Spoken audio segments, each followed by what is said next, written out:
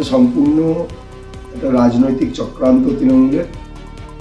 তারা যেহেতু এই চোরেদের সরকার হয়ে দাঁড়িয়েছে এবং আপামর দুর্নীতিতে তৃণমূলের নেতারা যুক্ত হয়ে গেছেন, তাই তার থেকে দৃষ্টি ঘোরাতে লকেটদির নামে এই শ্রীরামপুরে পোস্টার ফেলা হয়েছে। আসলে লকেটদি আমাদের নেত্রী, তিনি হুগলির সম্মানীয়া সাংসদ। তার হুগলিতেই আবার পুনরায় তিনি জিতে আসবেন, এটা আমাদের দৃঢ় বিশ্বাস।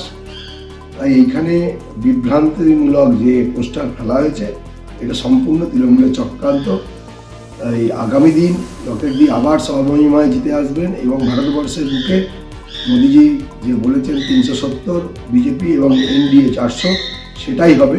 সেটা শুধু সময়ের অপেক্ষা। তৃণমূলের এই দুর্নীতি থেকে চোখ ঘোরানোর জন্য বা মানুষকে বিভ্রান্ত করার জন্য এই পোস্টার দেওয়া হয়েছে বলে আমরা মনে করি।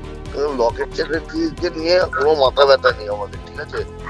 কেননা তৃণমূল কংগ্রেস মানুষের জন্য কাজ করে। লকেট চ্যাটার্জি বিজেপির হয়ে কোথায় দাঁড়ালো না এসব নিয়ে তাদের দল চিন্তা ভাবনা করবে, তো আমাদের কোনো ব্যাপার না। তবে একটা জিনিস, যে 5 বছরে লকেট চ্যাটার্জিকে খুঁজে পাওয়া যায়, যে মানুষ তাকে চায় না, চাইতে। আপনাদের বিরুদ্ধে অভিযোগ করছে যে আপনারাই চক্রান্ত করে। আমাদের কাজ আছে, আমাদের সব দরকার দিয়ে তাদের কে দাঁড়াবে তাদের কোন দলের কে দাঁড়াবে এটা নিয়ে মাথা ব্যথা তৃণমূল কংগ্রেস করে না।